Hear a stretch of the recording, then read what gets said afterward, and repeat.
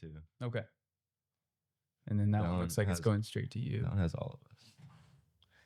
Yeah. Alrighty, guys. So we're back with another episode of the Hardwire Podcast. And today we got a special guest here, Cross De Leon. What's up, man? What's happening, guys? Hey, good to be here. Thank you for inviting me. Thanks for coming on. It was a little bit of a late notice, but you came through. It's a Sunday, by the way. Yeah. Happy Sunday. Just got out of church, man.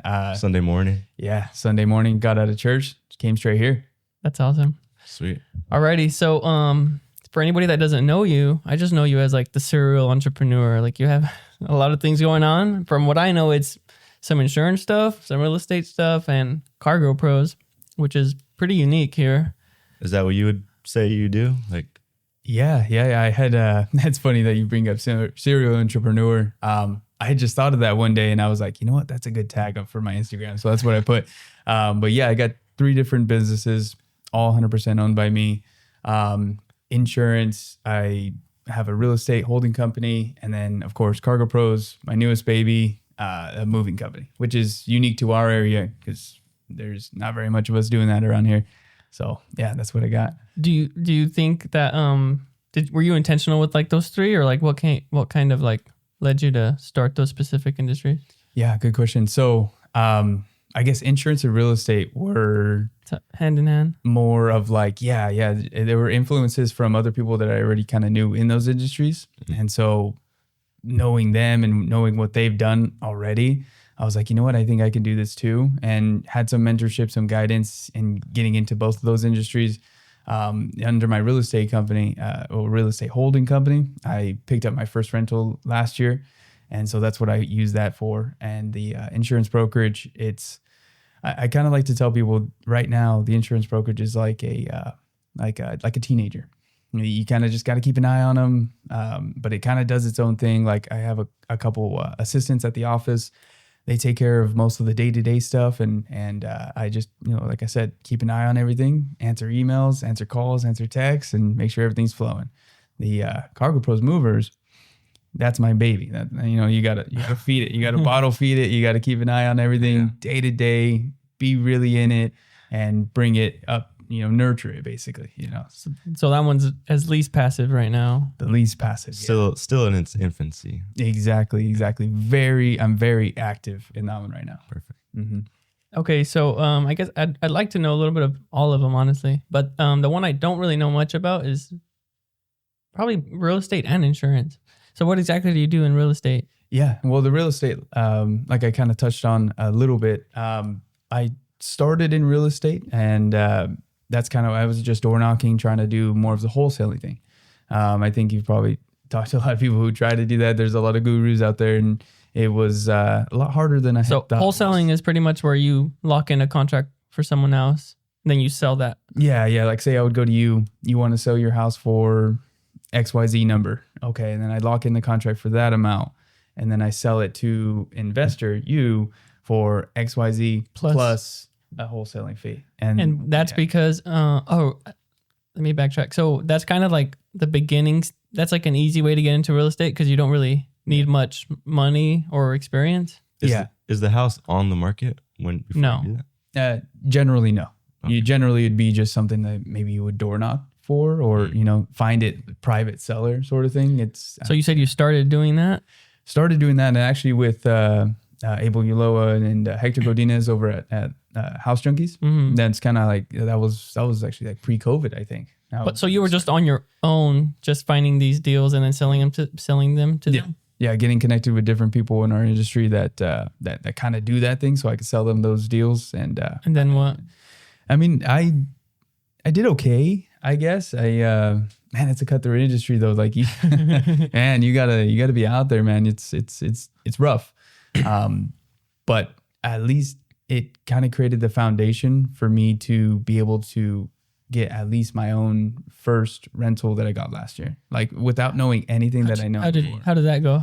Yeah, that one was good, man. So just doing all that real estate stuff, because of that, I was able to let people know that I was doing this thing, and they, a year from when I was even starting, they just kind of randomly call me, hey, we have this. I'm like, okay, well, I can take that down. Now I have the experience and now I have the knowledge that like, hey, I can do this on my own now. And then, but only because I learned all that. Did you get that one like with a lot of money up front, or No. were you able to use other people's money on that? No, that's a good question, actually. So that, and like I said, because of the experience I had with real estate, I had done a flip prior with a partner. His name is Alex Burgos. And I had done a flip with him. And because of that experience, now I was able to work with the hard money lender that he had used at that time. And making that connection with the hard money lender, I was able to get the hard money for my own for my own rental. That pretty much means you got the money and then you bought the house. Mm-hmm. And then what did you do to pay them back? Yeah. So for the hard money, they're very short-term loans. Like 12 months? Yeah. That one specifically, it started incurring fees, I think, after 6 months. Oh, wow. So I had to be quick. So did you have to go in there and like rehab the place? Yeah. Yeah. And so I actually did all the rehab on my own. Oh, wow. Yeah, just me and some buddies. And how much did you put into it? we stayed fairly cheap. I mean, we did floors, paint, mostly cosmetics. I did a new HVAC system. I think stayed somewhere around the mid 20s, 25, somewhere. That's pretty good. There. Yeah. And then what happened after you rehabbed it? Like, did you have to do like a refinance? Mm-hmm. Yeah. So we refinanced using a DSCR loan. And for, I guess, those who don't know DSCR, from my understanding, it uses the rental income that the property will bring in and uses that to qualify instead of using your credit, instead of using your income, everything like that. It use that. That's cool. And we refied into that. And now that's So they give you a loan and then you just pay that. Yeah. And then now Or that's something. your long-term 30 years. And then you just put a renter in there. Yeah. And then they they're paying the. Mm-hmm. Oh, wow. That's Yeah. really cool. And so that was, I didn't know I went from that to that. And then now I have the long-term, hard money's paid off, and now it's yours. That's crazy, huh? Because like that's open to anybody. Yeah. But Literally. you just literally have to have the knowledge to do something like that. That's exactly what I was going to say. You just have to know that something like that is out there. And if you don't know, then you would think it's that's impossible. the first time I've heard of that kind of loan. Really? Yeah. Yeah. And that's I mean, I didn't know unless like I said, I was building the foundation of the real estate stuff when I was in it. But without building all that foundation, without being in it, I would have never known all that stuff to be able to do it myself. Yeah. And so that's the first and only you have right now. Mm-hmm. You plan to keep doing stuff like that? Oh yeah. And I could think once I own it after a year or a little over a year or something like that, I then can refinance, do a cash out refinance, and then keep buying more using the equity. Because I walked in with that one with like $100,000 in equity. So it appraised and all that stuff. So I have a good amount. Now the baby has to make babies, multiply. Get that Is that just for like houses, or can you do like commercial on that? Commercial, I know probably. Alex does a lot of commercial stuff. Yeah, but he does a lot of where the owners carry it, right? Yeah, owner finance. Yeah, which is a whole another beast as well. Yeah, that one's really unique. Yeah, I agree. But yeah, like I said, building the foundation with being in the real estate stuff, I would have never been able to do this without that. In my head, I feel like there's like levels to real estate. I think it might start off maybe like being a real estate agent, and then doing like the wholesaling, and then flipping, and then like maybe building. Mm-hmm. Do you agree with that?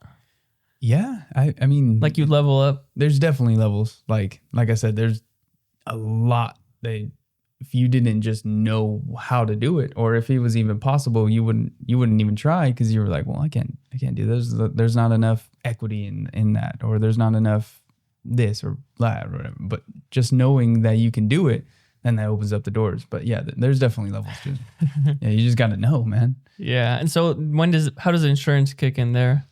Yeah. So insurance, I mean, that's a funny story how insurance started. So it was through an acquaintance, and they had an insurance brokerage. And actually, going back even further than that, I was a part of the, like the multi-level life insurance people. They'll recruit and do stuff like that. As I was younger, of course, I did not understand as much. And so I got brought into that. I got my life insurance license, did all that. I was very discouraged off of what I was experiencing there, and I didn't have very good success. And so I kind of gave up on insurance. I was focusing more on the real estate stuff. And I, through another close acquaintance, he was like, hey, why don't you get into like, it's called PNC, property and casualty. Why don't you get into this? We do like auto and home and commercial insurance instead of just life. I don't really want nothing to do with insurance. I'm kind of burnt out of it. I'm focusing on this stuff, man. It's like, no, dude, like, look, let me show you what you can do here, you know? And, you know, you'll have your own agency and you'll do this and that, and it's all you. It's not like a recruiting sort of thing, right? Like a pyramid thing. Yeah. So then I was like, okay, all right, let's do it. So I, you know, talked to the people I had to talk to, got the orientations. I got my PNC license, which for people who would understand this, I got it within a month, which is fast. I was literally studying, got my test, boom, I was done. I passed the first try. So like it was nice. Quick. And after that, man, it was just, that was it. I took it from there. I had opened up my own brokerage. Now I'm part of Pacific Elite Insurance Brokerage, and the home office is in Santa Maria. That's where the girls are. They take care of everything over email. We bring our business mostly in by referral. We work with loan officers from NorCal to SoCal, man. Okay, so let's back up. But what exactly do you guys insure? Yeah, right now. Is it like that's still what you said, like everything, like auto and home and everything? I mean, technically, yes, but where our real forte is homeowners insurance.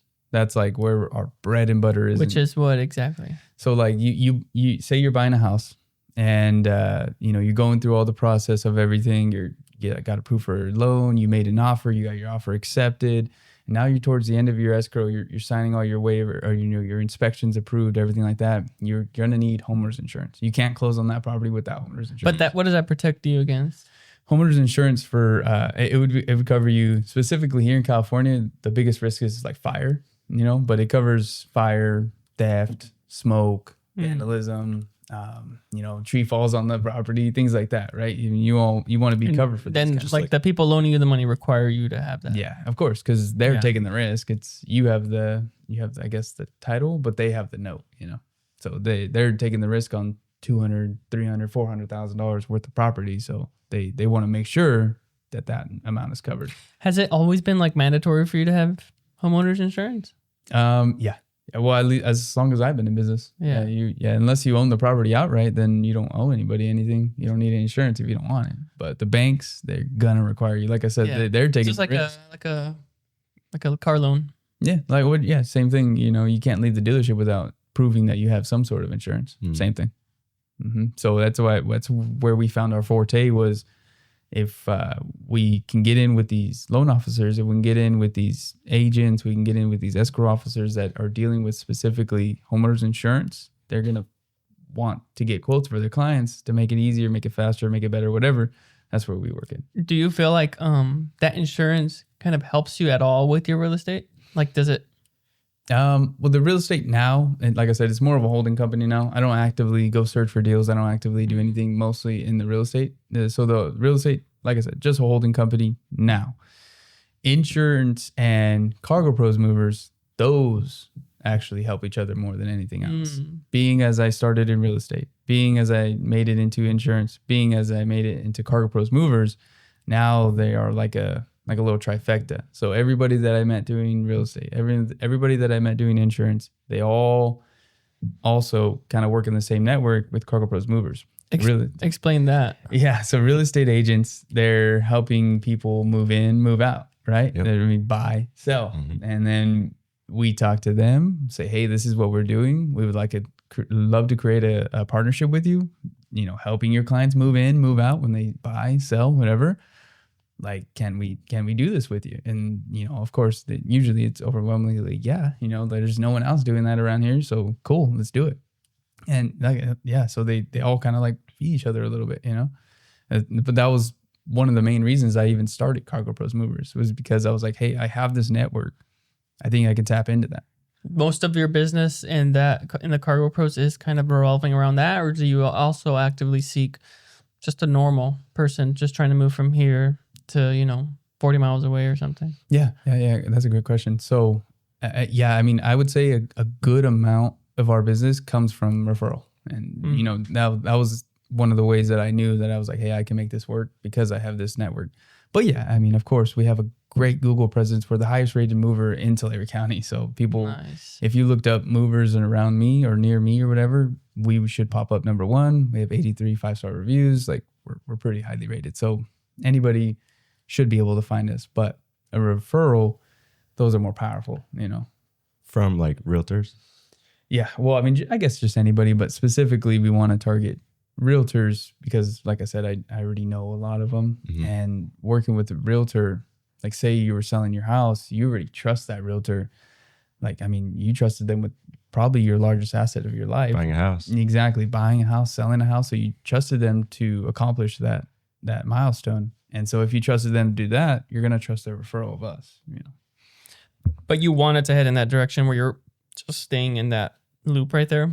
Yeah. Or would you like it to be like just a mainstream moving company like that everybody knows outside of the agents? Yeah, that's a great question. I mean, I would like to make it where we are probably 100% referral based.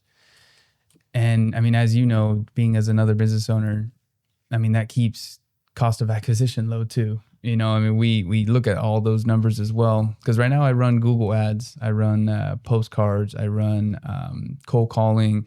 We do different forms of marketing. But of course, that I would say maybe cheapest one, of course, is a referral, Yeah. but also the highest rate of close because because it's already they Yeah. already know and trust the realtor. they trust them. So then that trust almost bridges over. And to you. that even helps the realtor, right? Because it's like as least friction as possible to the person. Like they're like, hey, we already got the moving company for you. Don't even worry about that. You know, like you're adding value to the realtor as well. Exactly. Well, it's funny. I talked to Century 21 a couple of weeks ago, and the first thing I said was, show of hands, how many of you have helped your clients move out of move in of their homes that you guys closed on? And almost every one of them said, raised their hands. I was like, yeah, see, Nice. if you had someone that you could refer over to do something like this, or if you had someone that you could be like, hey, talk to these people instead of just winging it at the end of it. Yeah. Wouldn't that be better? Yeah, of course. So so you even go into different real estate agencies like that and kind of promote your services? Oh yeah. Do you kind of feel like you know everybody in all these different agencies, or do you stick to one side? Yeah.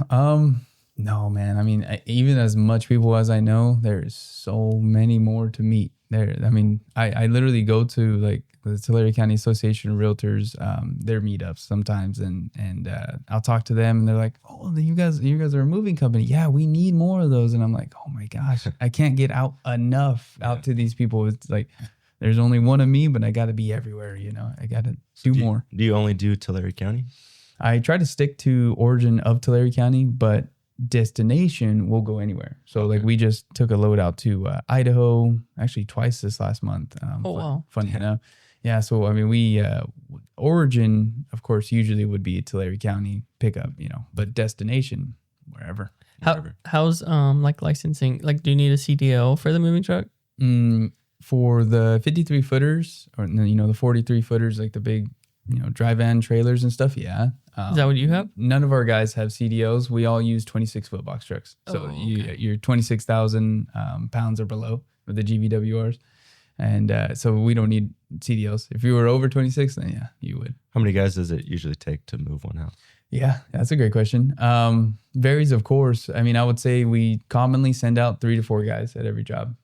Most of the houses that you'll see on average in Tulare County, 3-bedroom, 2-bath houses, probably around 1,400 to 1,600 square foot. You can get those done fairly fast with like 3 to 4 guys. So when you send them out of the county, do you send multiple or just one? Like the guys? Yeah. So for Idaho, for example, we sent out 4 guys up there. And so, but that was also because they were unloading a whole 53-foot trailer. Like it was a big house right there in Visalia by the lakes, So that was a big trailer. Like the dry van trailers that you see out on the highway. Yeah. You have one of those too? That one we rented. I do own one, but that one specifically we rented. Dang. Yeah. That's awesome. That thing was huge, man. But that's all dreams and aspirations for What future. got you to start the actual like moving company? Like what sparked that idea? Yeah. Well, yeah, I mean, I don't know. It's just crazy, dude. Like I said, I see a lot of like just all over social media and stuff. Like people want to do like those like laundromats, just these little boring businesses. And sometimes I see like moving companies on there too. But did it kind of come from something like that, or was it just something that you saw that we needed?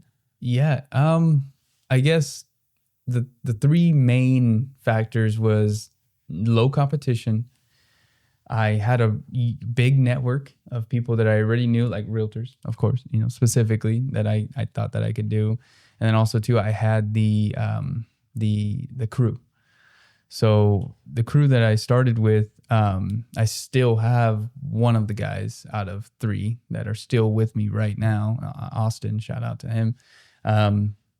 So I was like, hey, like I called him and I was like, hey, do you think we could do this? Like, I was like, do you think that this would be a good idea? Because I can't run it myself. I can't be on the trucks all the time. Like I would need basically a confirmation from you guys. Like, hey, like, do you want to do this? And so they were like, well, yeah, let's do it. So I had the money and let's buy a truck. And then, of course, the realtor circle and everything like that. Like, of course, I already had that sphere of influence.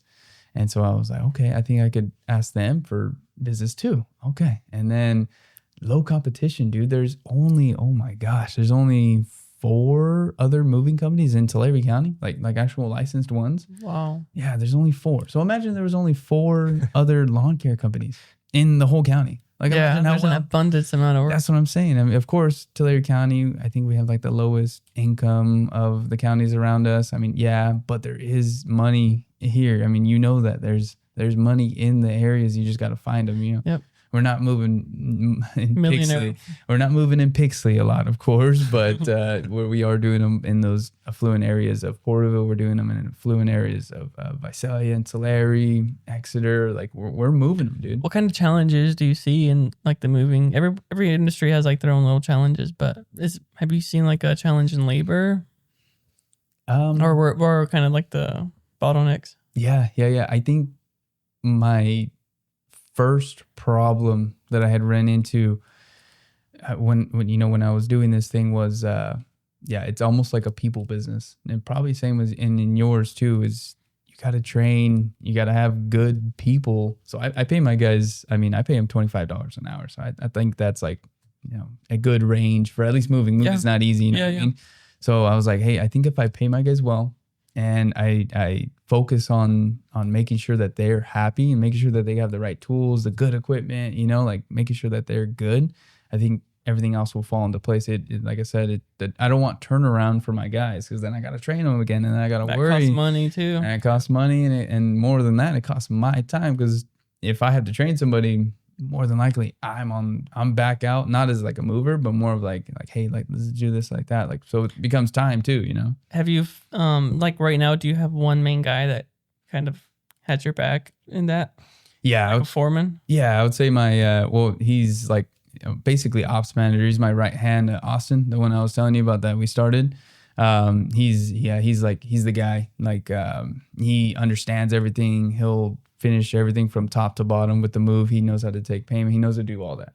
So, that's cool. Do you feel like he just has that like in him, or did you kind of guide him to become something like that? Because that's honestly something that I'm struggling with. Yeah. I can't find somebody that just takes ownership like that. Like I feel like that just kind of comes within somebody.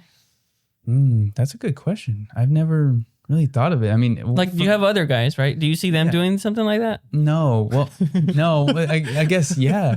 Well, because him, I mean, from the very beginning, I wanted, and that's another thing too. I stressed this. I was like, hey, like these guys are taking care of me and of Cargo Pros movers. And I was like, hey, like I'm going to take care of you guys too.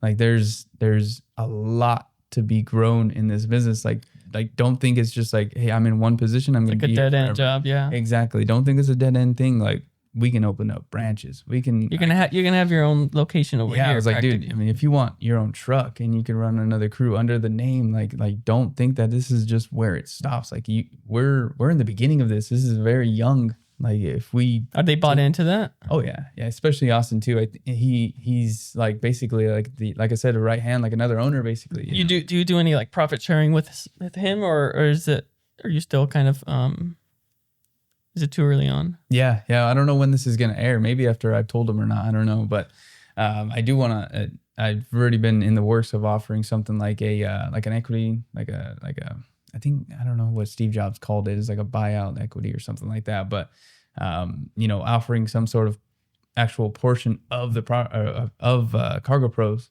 So then be like, hey, now you're in this, dude. Like there is no ifs, ands, or buts. You're part of this. That just, I feel like that just like wake them up. Like they just see it, because I hear the same thing in landscaping. Like they don't really care how long they're taking. They don't care about the quality. But as soon as they know, like, oh crap, this is gonna affect how much I'm gonna get paid. Like they just start thinking like an owner would. Exactly. I don't know if you know the story about Texas Roadhouse, but they did something like that. That I guess at that time was like an unprecedented thing. They offered their general man or their store managers or whatever equity of the company or of that store, or profit sharing of the store, or something like that nature. But they gave them that. And I mean, I don't know, like you see Texas Roadhouse in Visalia, they're always popping, dude. Yeah. You'll see the managers come by, hey, is everything doing okay? Yeah, we're good. But I mean, I thought, like, if you look at them and look at successful people, I mean, you got to give people something that you got to reward the good behavior, because no one is going to work as good as us. Like as owners, no one is going to be as good. And especially like if it's on an hourly basis, like think about it, they're getting rewarded to take longer.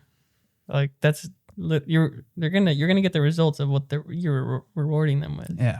And we charge hourly as a moving company too. And I tell people that as well. I was like, I get it. We charge hourly. You're gonna think that, of course, my guys are gonna be just slow, 5 or 10 smoke breaks. You know what I'm saying? Like no, like, and then I refer back to our rating. It's like we don't get this kind of rating like on Google by being slow and being slackers or whatever. Like just check that out and you'll see. So that's how the pricing works for the moving. You'll just tell them what's the hourly rate that you tell the clients. Yeah, that's a good question. So I just take it as granted, like people know that, but they don't, of course. We charge hourly. So like I was saying, like a 3-bedroom house generally will take us probably about 5, 6, maybe if you had like a lot of stuff, maybe 7 hours. Or depends on where we're going to, whatever, with 3 to 4 guys. And like a 3-guy rate, it's like $210 an hour. 4-guy rate is $300 an hour. And that comes with the truck and, all the equipment, stuff like that. So if you're thinking about it like an hourly basis, I tell the guys, like, imagine if you were the client and I'm paying, or you're paying them hourly, or they're paying you hourly. Like, how would they feel if they see you maybe on your phone or something like that? Like, dude, like, no, like we're charging hourly, so we got to be going. We got to be good, And they understand that. I've had a few jobs where it's like, I just cannot gauge how long it would take. Yeah. And I can't gauge the expectations the client's wanting, so I just tell them, hey, this is going to be on an hourly basis. And it's turned out good sometimes bad, but yeah, I think for a moving company, and that's probably the best way. But you can also give them like a good approximation too as well. Yeah, we've done so many moves now that I already kind of know how fast the crews move. I like I said, a 3-bedroom house will probably land around that 5-hour to 6-hour range. That's just kind of what it'll end up being. Of course, there's people. But on a 3-bedroom house, do you fit it all in one trip? Generally, yeah. Oh wow. Yeah, we can usually fit. What about like the outside stuff there? Yeah, that's what I was gonna say. It's like half and half. Like if you have a bunch of garage stuff, like moving you probably with a bunch of tools and a bunch of equipment, just different stuff like that, it's gonna be different, But like I said, a generalization. If you have a bunch of like a cookie cutter house. Yeah, like a cookie cutter house would generally be that. But that's why we do hourly, because a lot of people too, they underestimate what they actually have. Yeah, if you know your hourly rate, like what it takes you to be in business, I mean, you're not losing any money there. There's no risk. Yeah, that's pretty. We'll do the math. I already told you guys how much I pay the guys. Yeah, so I pay the guys on top of all your overhead. $25 an hour. Of course, my truck gets a whole 6 miles to the gallon. So, and anytime we start that thing up, it better be making money, because it costs a lot. But pay the guys $25 an hour. Say there's 3 to 4 on the job, what we charge. So of course there's profit in there. There has to be. What's your most exciting part about that business? The potential for growth, dude. Like, oh my gosh. Like just having a lot of trucks everywhere moving? Yeah. Is that what you mean by that? Like scaling it in that way? Or? Multiple crews or Yeah. I mean, dude, like in Tulare County, like I've already had the opportunities to open up in different areas in different cities and stuff like that. Of course, there's bigger cities. You can open up in Fresno or Bakersfield. You'll get more business and stuff. But Tulare County, I mean, there's so much to take over still. Like Yeah, we've said this on another podcast. Like somebody said, like when you go to a bigger city, like you see it like so ahead, and then you come here and it's just dead, and you're like, wow, I can just take this. That's what I'm saying, dude. Oh my gosh, you just took the words out of my mouth. There's like literally potential here. You just have to be willing, I guess, to focus on it. You know? Yeah. There's of course the shiny object syndrome where Yep, you're like, yep. oh my gosh, there's like a Fresno, they got 500,000 or whatever, you know. But yeah, I mean, Tulare County, I wanted to focus on it so much, so that's why I'm just gonna stay focused here. So your attention is gonna stay on Cargo Pros, and then the holding company is just gonna do its own thing with the insurance. Yeah. But for now, you're just gonna focus on cargo. Yeah, like I said, it's a little baby. I just got to nurture it, stay very active in it right now. That's cool. so like as you say, it's still in its infancy. What are you like learning right now? Yeah, I mean, I guess in the beginning, it became a personnel problem, right? Finding the right people, training those people, so then we could take on those bigger 3, 4, 5, 6 guy jobs, or have two crews out at one time. Like being able to fulfill those spots now that we can do that now. I guess our biggest bottleneck now is getting those more jobs. I guess like now I have the crew, now I have the infrastructure to take on more and more jobs. Okay, so now that we can handle those jobs, let's get more jobs. And so now I'm in I guess a marketing problem. Like, hey, how? So you just need more work. Yeah, exactly. What areas can I go and market to? Like we just recently started postcards. Those have been really, really good. Like I wouldn't have thought postcards, but they do well. What is postcards? So like say that well specifically giving away my tricks I guess right now, but say specifically you just listed or you just went pending on your home, you know, that you're selling or whatever. I'll send a postcard. I'll run the data out because I have software to do it. I run the data. I'll get those names. I'll get those addresses. I of course have them all done. Send the postcard out, and then you'll get it in a couple of days, and you'll be like, "Oh, congratulations! Just listed on your new home. You know, you're looking for movers when you need to move. Oh, okay, cool. Call this guy. My Property Radar. Yeah, we have Property Radar too. Yeah, so I mean that's Crazy because as landscapers we do the same thing. Yeah, I mean you got to figure out the ways to get in front of like your ideal client. Like not everyone's gonna be your ideal client, but you probably have a home value range, probably the 350s and up, I would assume for yours, somewhere around there maybe. And then maybe you can throw out age groups to get real specific on who you want to send out to. Who's your ideal client? That's a good question. What's your ideal client? Do you have?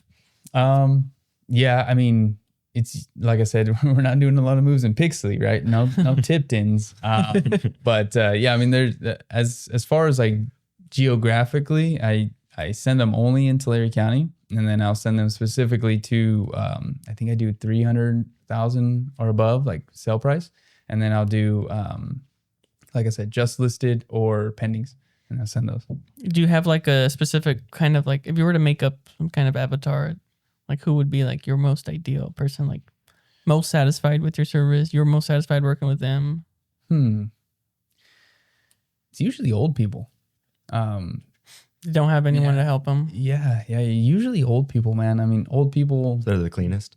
And yeah, too. I mean, they're usually the most like willing to let us do what we need to do. I mean, we usually with old people, I don't say old in a derogatory way. I just mean, I guess in a descriptive way. But old people, I mean, they'll have us go in and do everything. Pack, prep, load, move. Unpack. I feel like old people are like a little more organized too. Like they're more patient. Like, hey, let's do this the right way. Yeah, honestly, it's funny too. I mean, old people also have a lot of rooms in their house that don't really do anything. Like no one has slept in there except for their grandchildren every like twice a year. So they have a room that just has a bed and like a nightstand. So I mean, of course that just makes a difference on that. That's crazy. So for landscaping, at least for like our business, it's like. It's not old people, really. It's really? kind of like maybe they'd be millennials, like 30 to 40. Oh, okay. So the people who are in the beginnings or maybe middle of their careers that Yeah. are a little too busy but have enough money. Mm-hmm. Like, so maybe 3-4 years in a CO job, or something like that. Like, they have the Yeah. money, but they don't. There's a big market for like the older people, but I feel like landscaping back in their younger days was like a luxury service where like it was like to your standards, and like whenever that carries with them as they get older, and that's just like not what we do. That's more like if you're like an owner operator and you can like, charge for like really good work. But since it's like a lot of crews and such, it's more like a necessity service where it's like, hey, I don't want to buy a lawnmower. I don't want to go out there at 100-degree weather and cut my lawn. Just get it taken care of. Yeah. Yeah. Yeah, I agree. I actually, that kind of surprises me a little bit. I would have thought half and half the older generation would have been like, I just don't have the energy to do it. But I guess maybe some of them are like, well, we do have a lot of older clients, but we're talking like ideal, like where they're never gonna, like I have like the 30 to 40 year old range. Like there's clients I'd never even met. They'd never reach out. They just get the card charged. Like it's just like hey, I'm gonna set it and forget it. I know what you mean. Okay. Yeah. And since it's like on file, it's like a subscription. Like they don't even bat an eye at anything. It's pretty smooth selling. That's why it's ideal for me. Yeah, I know what you mean. Okay, I got you. Yeah, dude. And people are getting kind of lazy, and it's kind of like pool service. Like how many people do you know that have a pool that actually service their pool? There's not much. Yeah, no one's out there testing pHs. Yeah. It's like, hey, I have a pool, let me hire a company. That's kind of what I'm going for. Like, hey, I have a house with a lawn, let me hire this guy. Yeah, let me just go ahead and take care of that. They'll have it beautiful, nice. I don't have to worry about it. Pull in my driveway and go home. That's it. And what's cool, actually, since they probably never had a lawn service, like that, their standards aren't like super, super high. Not saying we're not going to do good work, but we're not gonna be on our knees picking every single little weed. Yeah, no, and we both have those clients who are expecting a lot. It's like, man, there's a market for that. There's people. I got a buddy that does that kind of work. It's high rate, but that's just not my forte. Yeah, and then it's funny too. There's also a market just like that for moving companies too. I mean, like white glove. Oh yeah, man. I mean, you can get down with moving and like the way you package it, or oh yeah, man. I mean, there like if you wanted a luxury white glove full service move, I mean I'm literally gonna blanket and pack and protect plastic wrap every single thing. I'm blanketing that. I'm blanketing this. I'm literally going in with cardboard on the edges. Like there is a lot you can do, but of course, I mean, do you know companies that? Yeah. There's companies like that. I mean, I see them all the time on my Instagram, my Facebook. Like they'll literally pack every single item, which is, I mean, that's great. There's a market for that. There's a market for that if the client wants something like. And it's funny, I do actually offer that, and I'm like, hey, like there's a couple different levels of our service because I put it in the ball in their park, right? Mm-hmm. There's a couple different levels to our service. We can do like a full white glove. I'm gonna pack and protect every single item, or we kind of use our discretion. Of course, we're not going to mess anything up. We're not going to scratch anything. Right. We're going to take care of everything, but we're not going to go to the full extent of every single item. We're going to take into our discretion. Like, hey, okay, I think that'll be good in this corner right there, and it'll be protected. I'll put the blanket on the edge right there, strap it right there, and I think it'll be okay. Nothing will happen. That's what I would want too. It's like, hey, I don't want everything crazy wrapped. Like my furniture is not super antique or anything. That's what I'm saying. And most people, I mean, 90% of people will fall in that category. If you can get my stuff there in a reasonable amount of time and nothing it messes up, there might be a couple scratches. I understand that it's moving. It's better than I would have ever done. Just get it there, dude, and get it in a reasonable amount of time at a reasonable price, and we're good. All right. I feel like it's even easier to scale something like that. It's a little simpler, Yeah, well, the former, where you're doing everything professionally, that takes a while to train too. Oh yeah, can you imagine finding people to do that kind of work? Yeah, well, I mean, for us, being as no one really does that around our in our county, I have to train every guy.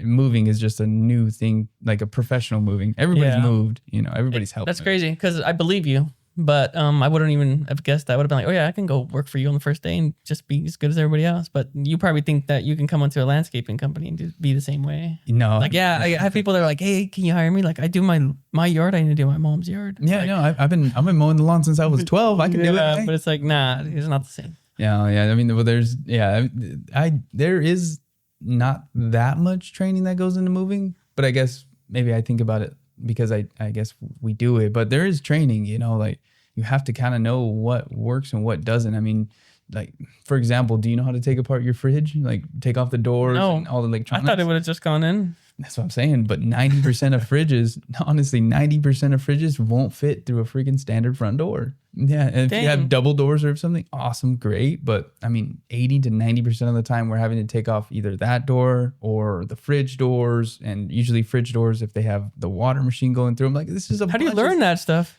freaking doing it, dude. Just like, yeah, it's kind of funny. I don't know. I mean, the clients, I guess, maybe might laugh in the beginning, but me and Austin and the couple other guys that we started with, we kind of had to learn all that stuff on the job almost, you know. But we just kind of learned by just doing it, you know. Just That's getting cool. out there, bro. I mean, Yeah, because of landscaping, I mean, I did it with my dad for like my whole childhood, so like I know how everything works. So if I started my own thing, it's like there's not that much stuff to fuck up. But starting something from complete scratch where you know nothing, I mean, I don't know. Is there like, do people sell courses for that kind of stuff? I mean, sort of, kind of. I'm part of You should make one. I know, right? I was part of a coaching mentorship program. So, I mean, but they don't really talk about like the They talk day-to-day. more of the business. Yeah, exactly. They talk about more of growth and sales and things like that. But yeah, I mean, honestly, I learned a lot from YouTube too. There's not that much on YouTube about moving companies, but there is some on there. So I just digested everything I could find on there. And there's some like best practices on moving and stuff like that. The cool thing about that is if it was kind of tough for you or like a learning curve, it's going to be like that for everybody going into it. Yeah, I agree. Because landscaping, I don't know, I feel like it's not that much of a learning curve. But everyone has get some kind of experience doing it. And then there's a bunch of people training on it and stuff. But moving company, I feel like everyone's going to have the same challenges. I think me and you probably have similar challenges too with like, is there, because you have to have licenses and stuff like for the cities and all that for landscaping? Yeah, there's a lot of stuff for like the chemicals. Mm, Yeah, like the herbicides. yeah. 'Cause Those licenses are really annoying. so did you know, I guess prior to talking to me, or maybe you still don't know, did you know that you have to have a license to be a moving company and through the state?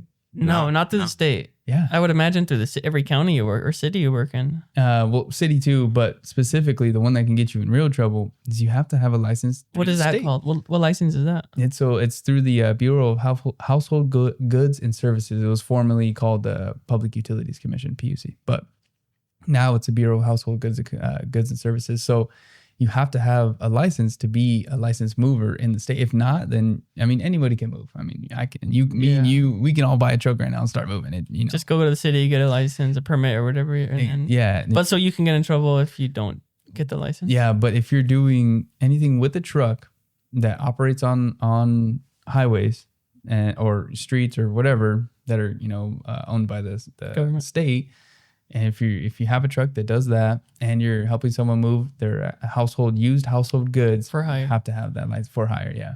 So yeah, I mean, of course, anybody can do it. We can all get a U-Haul, but for hire, making money, you have to have that license. And so I didn't know that at first either. And similar to you, there's probably other unlicensed landscapers as well as there's unlicensed movers.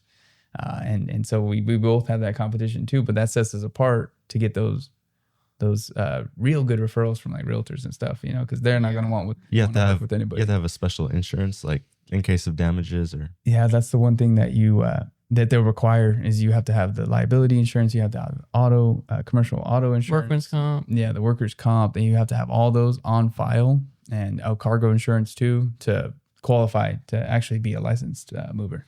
Yeah. But it also helps the barrier of entry too. That's what we're kind of getting at. Yeah, the barrier to entry. Not anyone For can landscaping, it used to be, or actually for any kind of contracting, it used to be $500 that you couldn't make in a day. Now they bumped it to $1,000. Oh, really? So if you're doing jobs under like lawn care services, you don't need a license for construction work, project work stuff. Yeah. Like hardscaping sort of thing? Oh yeah. Well, anything that passes $1,000. There's people that kind of get away with it with like phases. Maybe if they have the client purchase all the materials and then they're just doing labor. Yeah. There's ways around it like that. Yeah. But yeah, for the most part, if you're making over $1,000, some people may correct me, I don't know, but it could be over one project, or I thought it used to be per day. So yeah, there's I guess slightly a barrier of entry for you guys too. Maybe because mine, dude, I had to like literally like get all the insurances, but I even had to go to the like this whatever this room was or this place where they do the state testing. I literally had to take a state test to get a mover's license. Like that's cool though. That's Yeah. good because I mean, not everybody's willing to sit through that stuff. So for you to just do it and be above a lot of people, that's cool. yeah, I mean, Same thing that happened with the herbicide stuff. Like it's a pain, and it's not even like once you get it, you're done. It's like you have to do units every 2 years to renew continuing it. education. Yeah. It's same thing. But I with kind of like it that I already got the hardest part, and it's just kind of maintaining it because it's like, I'm just above a lot of the people like that. Like we said, barrier of entry, competition. Other people aren't willing to do it. You are. Let's go. You know. Yeah. Regardless, there's still a lot of competition though. Yeah. But I don't feel like I have a lot of competition here in Porterville. Really, you think you did pretty good around here? Yeah. I don't feel like if I'm like, oh damn, they're gonna call somebody else. That doesn't ever come across my head. You know, Because I feel like I'm like in my own little niche. Yeah. Like I'll see another landscaper and I'll be like I don't know, we're just not the same. It's not apples to apples. Yeah. Most of the time it's like the owner operator, and it's like if somebody doesn't want that, they want just a legit company, like they're automatically, to me in my eyes, like not a competition, not a threat. Yeah. And that helps a lot with your commercial accounts, I'm assuming, right? Yeah. I mean, commercial, now you're moving into a whole different beast. It's like how we were saying, they need that legitness. And it's not because if they want it, they basically need it. They need to see your workers' comp. They need to see your insurances and stuff like that. They yeah. work with There's a mobile home park that we do, Westwood Village, and they require like more than I've ever seen. They want like a $2 million policy, insurance policy. general liability and all that. Yeah, which usually it's just $1 million. Yeah. They like recently changed to $2 million, and it was like such a pain to. And that was just one of the things. Like they were just so strict with their insurances, but like I actually got everything, to their specs, and now I feel like no threat at all there. And that's what I'm saying. Like, Yeah, like they even like sometimes they'll need tree service. They're like, hey, can you just get the subcontractor because like we know we're not going to get anybody on our vendor list soon for this. That's what I'm saying. It's like literally like higher barrier of entry, but now that's all you. Yeah. You just got to take care of what these people need. Same with the realtors. Like I wouldn't send a unlicensed mover to do my client's move. If I had given that referral and something happens, and then now it's going to just go back to the person who referred them, which would be the realtor. And it's like, oh, well, yeah, we don't have a license. We don't have insurance or anything. So, sorry for breaking that grandfather clock. Yeah. I don't know, what do we do? But a legit company like mine, of course, we take care of that, and we'll take care of it to the fullest extent, make sure that relationship stays good between them and the realtor, and we'll go from there. And of course, there are still a lot of bad contractors. There's a lot of scammers that take advantage of being licensed. But for the most part, if they went through that whole process, they're pretty legit. Yeah, I agree. And then I think CSLB, that's the agency over all that. Yeah.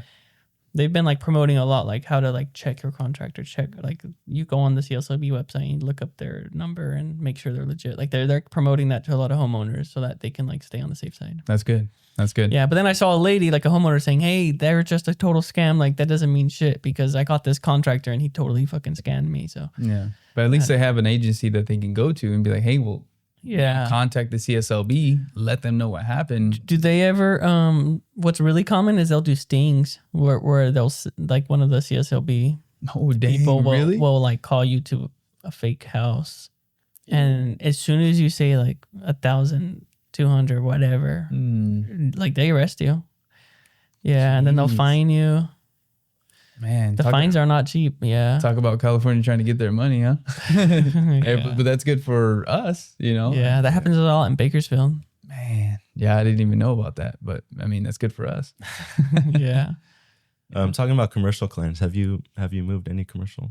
Yeah, actually, specifically, the biggest one that comes to mind is so Portable Storage. That's over there. It's off of 190. Yeah, the 190. So they of course had their their old facility, and it was the one that you could see off of the highway, And I guess maybe they were just renting that one, or I don't know.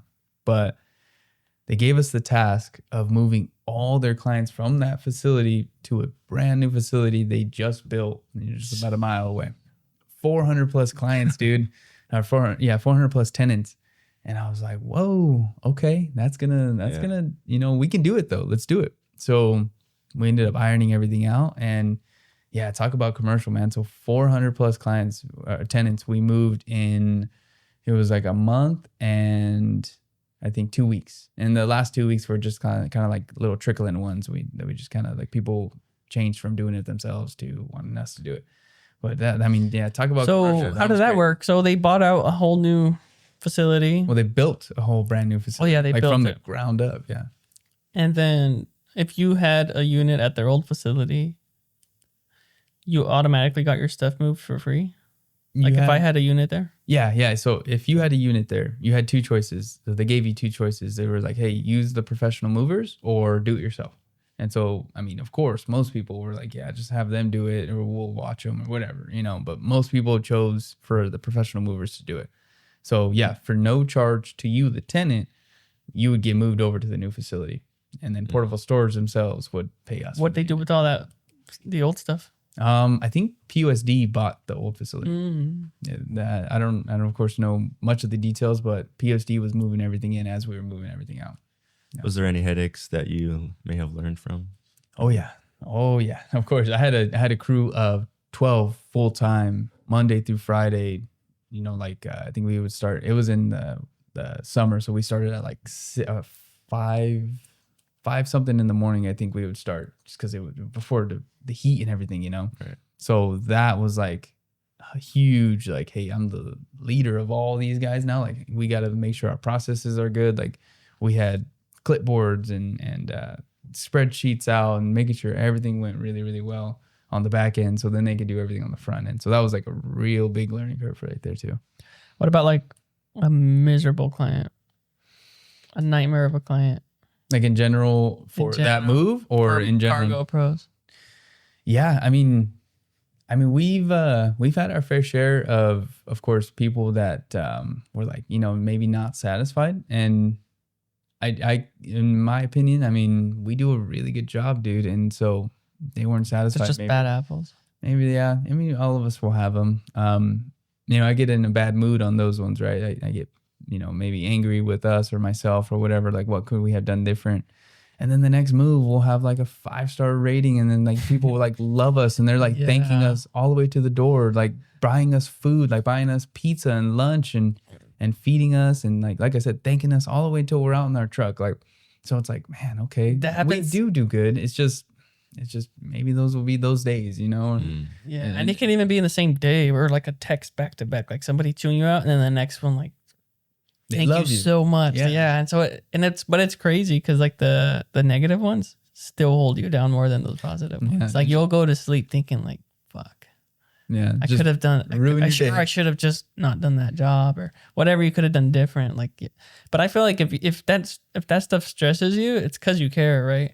Yeah. I mean, anyone who doesn't care would have been like, well, I'm just I know somebody's they'll get like a bad review and they're like, fuck that client.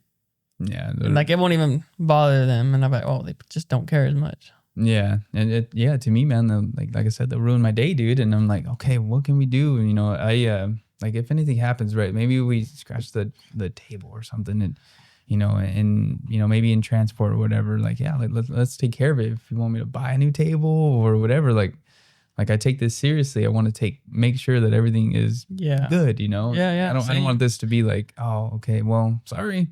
There's jobs where I'm just like, dude, I'm just gonna break even on this just to make this client like satisfied. Like that's worth more to me than to make a little bit of money and then have somebody talk bad about us or something. Yeah, exactly. You have any like 1-star reviews on your Google? We have one. Same here. We have one 1-star review, dude. And that one was like the guy, we had moved him and it was like 3 or 4 days after the actual move was already done. I had already forgotten about it, and the guy calls and says like, hey, my TV won't turn on. And I'm like, well, yeah, I mean, I even had pictures of it before and after it was on. I was like, well, no, I don't think that was us, man. I don't know what happened between then. Well, I do know what happened. He mounted it. So I was like, I mean, of course we left it right here. You said you were going to mount it. I have the pictures of that. Like, hey man, this is what it is, but maybe it happened when you mounted it. No, it was because you guys, it was working perfectly, but fine. okay, I don't know, and then he left a review. So, I mean, I also kind of had to stick to my guns a little bit too. I mean, I want to be the nice guy, but it's also I have the the one that left mine. He was like, "Hey, go out there and just test my sprinklers and let me know what's wrong with them. Give me a price to fix them." So I turn on the valve and like his truck happens to be right there, and it's like facing towards the driveway.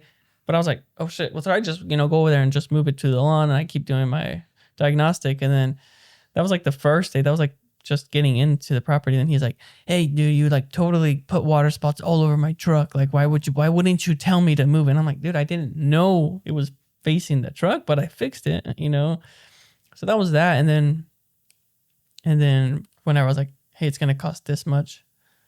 And he's like, "Okay, go ahead. It's a little steep, but go ahead." Mm-hmm. And then I told him we'll go this day. And he's like, "Hey, that's not going to work." But he wouldn't let me know till that day. He's like, "Hey, don't come today." Yeah. And then we did that a few times. And then one day he's like,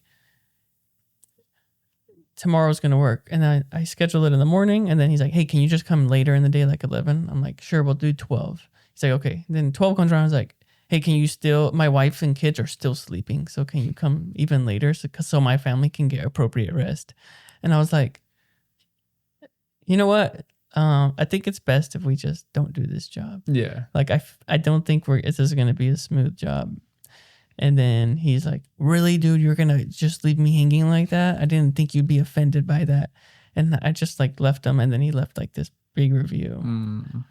But it's like, I know he was never going to be satisfied. Like it was just going to be a bad job. So I don't like to do that. I feel like a bitch, like bitching out of a job. Yeah. But I just knew, dude. Right now I was like, I'd rather just not lose money. I've already wasted a lot of time here. Let me just get out of here. Yeah, I agree. We're in business long enough that you can kind of tell, yeah, that's going to be one of those. And then and any time that you guys have to go back, it's always going to be a problem if you have to go back, that sort of thing. Yeah, you could tell. Yeah. Yeah, especially with the truck thing. I mean, yeah, right away. Like you can tell when there's red flags, and then sometimes you ignore them, and then you find out later when it bites you in the ass. But this one, I was like, "Fuck!" I already gave him the price. He already accepted. I already gave it a little extra, kind of high, so he would not accept it. He already accepted it. I'm like, "Fuck!" I'm gonna still make money if everything goes smooth, but I don't think it would have. You know what made me mad just recently? Not mad, I mean, but a little upset, I guess, was that I had gotten my first 4-star review. And I was like, 4-star. I was like, I don't know how to feel about that. I was like, I guess good, but it wasn't a 5, and it dropped my rating from a 5.0 to a 4.9. I'm like, dude, oh man. Yeah, so I was like a 4-star. Okay, well, I guess it's not as bad as a 1-star, but yeah, I was like, man, a 4-star. Yeah, I've never got that. It's either that one or 1 or 5. Yeah. How many reviews are you guys at? We're at 83. Wow, I think we're at 69 or 70. Yeah, 83. My goal right now, I think we'll hit it. We're trending to hit it right now, is to be at 100 by the end of the year. Same year. Yeah. But I tell myself, and I'll be like super thrilled on it for a day or two, and then I just forget. But I just got to, the thing is, I feel like most of our clients are like repetitive, so I don't get the time to just say, "Hey, were you satisfied? Leave us a review." Yeah. And like I was talking, or how we were talking about the buying in for the workers and stuff. Every time that we do a job, my crew members, they get a bonus if the client leaves a 5-star review. So best believe they're in there like, "Hey, I hope you guys are satisfied. My boss is going to send you over a link to leave a 5-star review for Google. It gives us an extra bonus. So even if you guys didn't tip us, well, they don't say that, but if you want to help in any way, exactly. If you want to help in any way, it makes us a little extra bonus, and then of course, I don't know, whatever, blah blah blah. But then they don't do it. Well, I mean, no, we have a really good. Oh, really? I don't know why they do not leave. Like, there's clients that are really thrilled, and they're like, "Yeah, I'll leave it," and nothing. I'll even send it again, like the next day, and they don't. I don't know why, but then again, I've had people tell, like, I've had a plumber send me the link and I don't leave it either. Yeah. It's just, I don't know, like I don't want to sign in. Maybe most of the time I'm like, "I'll sign in," but I just don't want to take the time. We're moving. I tell the guys, if you can, if at all possible, get it done right there before you leave. Like in their, while you're still in their face, huh? Mm-hmm, while you're still in their face, because with moving, say I just moved you in, I mean, of course, you got so much stuff to unpack. You got the bulk of everything done. Like your table's here, your couch is there, your desk is there, whatever. You got the bulk of it done, but you still got to unpack a lot of times. And so there's a lot of work to do. You're still adjusting to a whole new place. Like if you don't do it right then, it'd be a little bit harder after that because they're going to be busy. So do it then, and then they'll get the bonus and then everybody's happy. There's a software called Good Job, I think. It's the one where it automatically sends them the like a link. drip. Yeah. I've never used it, but I know some companies that use it and they've got, 100+ reviews. We have something similar to that. Oh, really? We use right now too. I send a link out and then every 4 to 7 days it'll remind. Do you have a CRM you Yeah. guys use? Yeah, we have a moving specific CRM. It's called Smart Moving. Nice. So if I guess I would recommend that to any other moving companies, but yeah, Smart Moving, dude, they're legit, man. I do everything through them. I do the crew scheduling through them. I do payroll through them. I do Payroll? yeah. Wow. You can even do payroll through them. You can do the process like point of sale, like the POS. Yeah. So like all the payments all go through there on the app. Like it's legit, dude. Like it's bad. We use one called Jobber, but it's kind of like blue collar industries. Yeah. But when you sign up, it'll tailor it to your specific I've heard of moving industry. companies using Jobber too. Oh yeah. Mm-hmm. I love it. Their app is really nice. Yeah. I think I haven't seen an app like a CRM app that good. Mm-hmm. I see their user friendly. Yeah, I see their advertisements all the time on my Instagram and stuff. Oh, Jobber, really? Jobber, sign up for Jobber. Yeah, I see them all the time. Which Getjobber.com. yeah, get Jobber. Yeah, and they have their little like Zooms or whatever like that they have with everybody. Oh yeah, they had like what's his name? The Gary Vaynerchuk. Yeah, I was gonna say I think it was Gary Vee or something. Yeah. Yeah, they had him. So yeah, I see him all the time. But Smart Moving is more of a moving specific one. So then it does really well for exactly what I need. Like have you had anybody do a chargeback yet on their card? Nope. No. So like I would hopefully you don't ever do that. But if that did happen, say with my moving CRM, since it already has the contracts and everything built in and the point of sale system, it's all built in there. Like if that was to happen, say someone wanted to charge back their card, if I have all the contracts that I need to do the move already signed, they're gonna lose. So how does exactly a chargeback work? So It's like you buy something, but then you have to call the bank and say, like it was fraud, or I didn't want to do that, or XYZ, take my money back. And so like and the bank will actually like. the bank will give it back, and then you as the servicer or you as But what if that money's already in your account? Yeah. Like from the CRM, then it processes. Well, I mean, if they have your bank account that they paid you to, they have your bank account connected, so they'll take it back out. Dang. Yeah, it's a chargeback. Yeah, it's a legit chargeback, dude. Yeah. So they'll if you had like a Square app or whatever, or Stripe. Yeah. From what I heard, they're not very friendly on that chargeback side. So they'll give it to the people first, and then you have to fight for it later, which is 3-4, it could be months before you actually get it back, if you even do get it back. Because you have to prove that you did the service and you prove it wasn't fraud. Did you have contracts? No. Dang. It was all handshake. Oh, okay. I didn't know that it would do that. Yeah, dude. Yeah. I mean, that would be more, I'd be more worried if I was you, if like for the big jobs, when you're getting to like thousands of dollars, then you're like, okay, now I need something in writing. Now I need to look at this and make sure that this goes good. I would have thought the bank just gave them the money back and didn't even fuck with you. You wish. They're going to get their money, man. Yeah. The bank ain't going to, because that would mean the bank would take the loss on that. And they're just going to take it from you. But isn't that what happens? Isn't that what happens with credit cards? With the fraud and stuff? I don't know. That I don't know. I don't know who they take it from. I think it's like an insurance they have for all that stuff. But I think if it's over a certain amount, they will look into it. Yeah. Yeah. See, I don't know exactly what happens on that end, but I do know for chargebacks for us as vendors, they'll take it from you. Yikes. Yeah. So yeah, I gotta be. I don't know. Like Alex, we were talking about that on our hike, and he's getting better on like contracts, and because he said he was doing a lot of like handshake, right? Yeah. It's like, dude, like, you should see what I have for my moving company. We take pictures of everything before and after. We have contracts before and after. Is that all in that moving company? Yeah.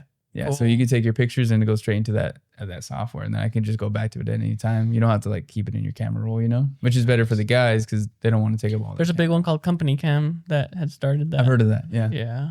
Yeah. We thought of using that also for the big job, the commercial job, the portable storage one. We thought of using something like Company Cam, but we found something similar, but it did the same thing.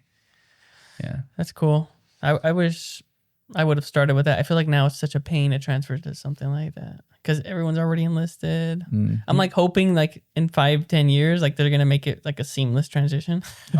Because I know there's like when you sign up for Jobber, I think there's like a couple CRMs where they can make it seamless, but not all of them. Okay.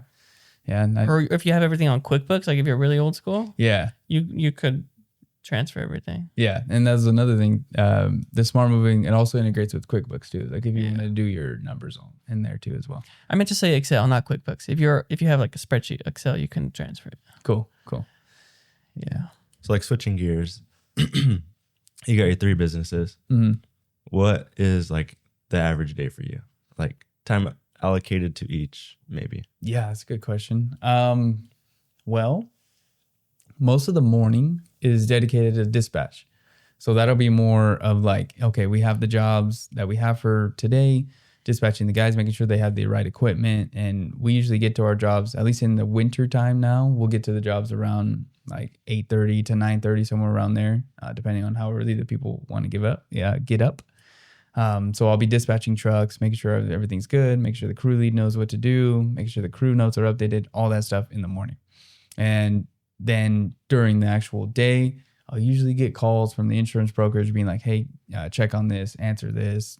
What do we do here? Okay, answering those. In the middle of that, I'm usually doing some sort of marketing or going to an event like a real estate meetup or a sales meeting for a brokerage, or doing some sort of marketing stuff like that with maybe some realtors, things of that nature.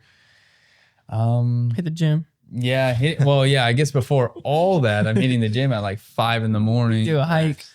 Yeah, doing the hike, doing all that at like 5 a.m. before everything else, which I guess I didn't even think of because it's just like second nature, just doing it. You just got to do it or your day's ruined, I guess. But doing that first and then dispatching and then going to do some marketing stuff, making sure everything's going smooth with the guys, checking in.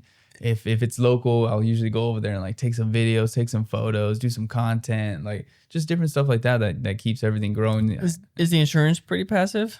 Yeah. Like I said, I mostly just kind of answer calls and texts and emails and just making sure that everything's running smooth, but I'm not really on there like doing quotes and things like that anymore, like that, because that's a really time consuming stuff. If you're having to sit down and do a quote every single time it comes in or do a bind or stuff like that, you're going to be... But you're allocating most of your time to Cargo Pros intentionally. Yeah. Okay, that's cool. Yeah, because when I think of like serial entrepreneurs, I feel like they're just everywhere, and I feel like it may seem like you're gonna grow everything at the same pace as if you were just focusing on one. But I think if you just have that singular focus, that's where it's at. Yeah. I mean, it's insurance became more passive now, and we still grow it, but I'm not actively seeking to grow it because I think we're in a good position right now where we're doing enough business that I can stabilize there. And of course I could go and say like, yeah, I want to grow it. I want to make it really, really big, but there's only one cross and there's so much energy and time I have in one day that I have to take away from this to give to this. And so it's all, for me, I guess all about energy and time allocation. Bandwidth, man. Yeah, there's only one. And what are you going to focus on today? And that's doing its thing. So I can give that a little back rest so I can put more bandwidth here, I listen to a lot of Alex Hormozy, and he's like huge on like the singular focus. Like as rich as he is and as much people he has in a circle, he has like nothing to do with real estate. Yeah. But it's because he's just focusing on his main companies right now, which is cool. Like people tell me like, why don't you do like real estate? I'm like, yeah, it seems like a good option, but right now I think I'm just going to keep growing this and then eventually I can pour something into that. Yeah. I mean, you probably have the similar vision of like Tulare County, Porterville, and Visalia, Tulare, like being like, hey, these are areas that I think I can do a lot better in. So I want to just kind of like laser focus on those because I see a potential there. And I feel, I guess my mindset is like, we grow this and since it's just like a recurring revenue thing, like it just takes time, but you're going to get, to a point where you're going to have excess revenue that I can later pour into like real estate or wherever. Yeah, I agree. Or just keep pouring it back into it. But eventually I would like to pour it into some real estate stuff. Yeah, or start making those key hires that you think you Yeah. to do. To grow even more. Yeah, to grow even more, or make it passive. You know, like if you were to Oh, there you go. Yeah. or if you were to hire a ops manager, maybe, or if you were to hire Where don't you know, where you you know. can just completely step out for the most part. or do what you just enjoy doing. You know, Yeah. maybe you like and you enjoy going out and doing estimates, and you have a really good close ratio on those sales. Like for example, the moving company thing. Like I have a good, I have like a love for the sales and the talking to people and stuff like that. And if I'm on a truck, if I'm actually doing the moving and stuff like that, of course I'm 25. I could do a move. It's not a problem. I know what to do, but I'm worth more, and my time is worth more, and I'm worth more to the company if I'm not on a truck. Wait, you're 25? Yeah. Wow. That's awesome. Oh, I didn't know you were 25. I thought you were older than me. no, 25. No, Yeah. yeah, 25. Congratulations. Thank you. Well, I got 3 kids, man. So I guess I would say probably every kid adds like 5 years. I'm not even saying looks. I'm just saying by the way you act and by the way you operate. Yeah. How old are you? 28. I just turned 28. Oh, yeah, I thought you were closer to my age. See, well, I guess that's not really that far anyway. But yeah, I mean, 25. So I'm like, I can hop in a truck, but it's more about the what am I worth? Where am I worth more? And then that's where I'm like out doing marketing and out doing Trying to get calls business. and talking to realtor and creating different funnels of business and stuff.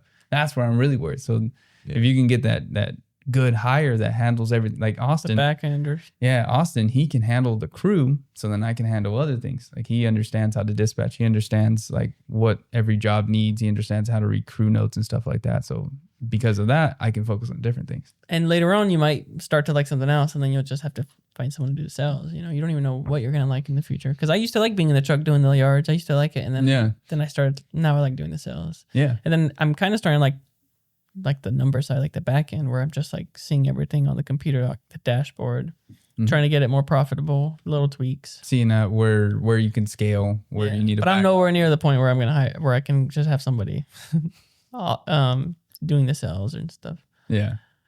I mean, I think that'd be the next big step, is seeing where those next big hires would come. You know. Mm-hmm. So, you said it's in the infancy stage still, but is there like a take or something that you look at that might be different to what other movers are doing? Yeah, like what makes us unique, basically. Mm-hmm. Well, I mean, that's a good question. So we are not nearly as big or not nearly as old as any other moving companies. We are the smallest and newest one in the county. So I mean, for how we stay like special to these people is, I think, honestly, probably me and the guys. Like how involved I am. Like say if you were to call some other company and you would have been like, okay, you're going to talk to this person and then this person and then this person, and then you can get the quote, and then you can do this, and then you like, how do I get back to that person I talked to before? Oh, they just do sales. I'm the customer service representative. I think maybe some people don't like that. Yeah, I wouldn't like that. That's what I'm saying. So like me, I tell people straight up, like I'm the owner and we're still a small company. So I would be also your point of contact for everything we need to do from this. So if you have any problems or if you have any good things, bad things, whatever, like it all goes through me. And if you like that, That's cool. You're a phone call away. Yeah, I'm a phone call away. Like they literally, I tell them like, you're calling an iPhone right now. It's not my personal one, but like, hey, you're calling an iPhone. You can text it. We can even FaceTime right now if you wanted to. Like we can do a quote over FaceTime. Yeah, just own it, right? Because I've heard the same thing in landscaping. Like you just own how small you are instead of trying to like look like this humongous company. Yeah. Maybe if you're at that point, but if you're not at that point, just own who you actually are. Because there's a lot of clients who want that. Yeah, exactly. I'm literally a phone call away from anything that goes on. I mean, good or bad. Yeah. And then it's like, okay, now I understand. Like, I don't have to go through these hoops, or like, say maybe something happened that was bad. I don't have to send out an email and it's a claims process. Like, no, just text me. We'll take care of it. Okay, I like that. So I think that's one of the ways that being as we are smaller, we are newer. Differentiate. Yeah, we differentiate from these other guys. You know, some of these guys have been in business 10, 15, 20 years in like Visalia, Tulare, whatever, you know. So we come in new. We're already the highest rated one. So that, I mean, that makes a difference. And that also shows me too that these other moving companies, they are not doing what us younger people are doing in terms of like probably SEO, you know, Google, you know, things that are like more technology wise. I think they are probably staying more on the physical wise, which is good, but that's how we take advantage of that. Yep. You know, how can we stand apart using things like maybe AI, you know, Right. like, you know, all exciting AI, whatever, like how do we use those technologies that these other guys, they're maybe just already in their ways and they're not going to change. Like, how do we do that? And that's what I was trying to figure out. Is that just an example, or you actually use AI? No, I mean, I wish I could use AI. I haven't figured out what I can use AI for. Maybe sales, maybe calls. I don't know. We use it for designs now. Do you? So yeah, you could take a picture of a blank yard, like a lot of the new construction yards, and then just tell ChatGPT that you can get very descriptive, like put this much turf in with these plants and this kind of mulch and this kind of gravel, and it'll do it. Man. And it's crazy because that can get done in like 2 minutes versus if you want to do a design like that, like you got to have this expensive program and have all the experience. But like what we were doing the other day, we were just driving by like Westwood Village, like they just put a bunch of new trailers in with no front yards, and I was just snapping a picture, AIing the design, and then knocking on the door like, "Hey, check this out." You're like, "Whoa, how'd you do that?" And you're like, "Yeah, It's like, "Hey, that's my house." yeah." You're like, "Hey, that's my house. How'd you do that?" Oh, Yeah, you know, it's- years of practice. It's scary like that.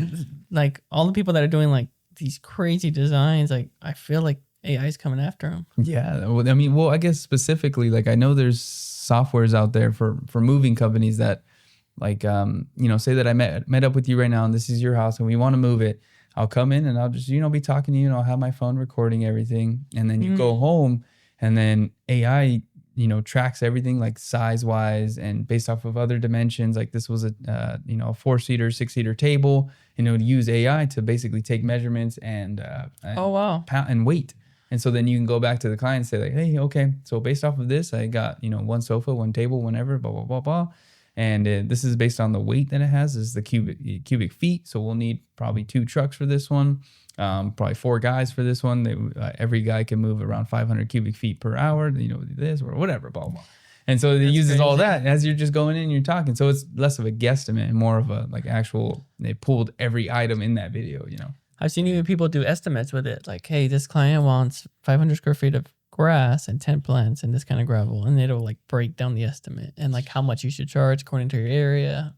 Crazy. Mm-hmm. Yeah. So, I mean, that's what I'm saying. Like, those things that, like, of course, we know these older moving companies, older lawn care companies, if they're already set in their ways, they've already been doing this for 15 years. They're getting their lunch money Yeah, by us. Yeah, that's what I'm saying. Like that's what I was trying to, because I already know if I do something, if I open any company, it has to do good. I'm like, I'm not gonna fail. So there is no way to fail. So how do you differentiate from all these other people? This is what you do. You take advantage of things that they're not taking advantage of.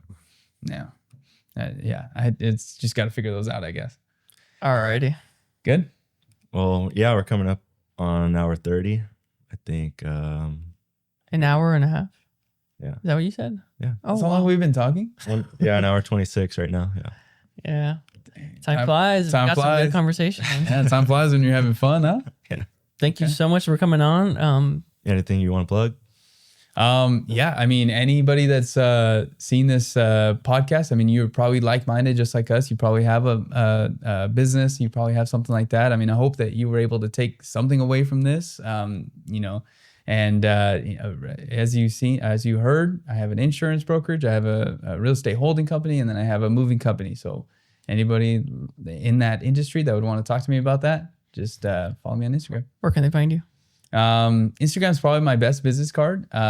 You can follow me at Cross de Leon, CrossDeleon. Alrighty. And you guys can find this on YouTube at Hardwired Podcast. All right. Thank you. Thank you. Let's go. Damn, hour and a half. Oh man, I knew it was getting long. And I was like, man, what do we talk about? It's like we talked about so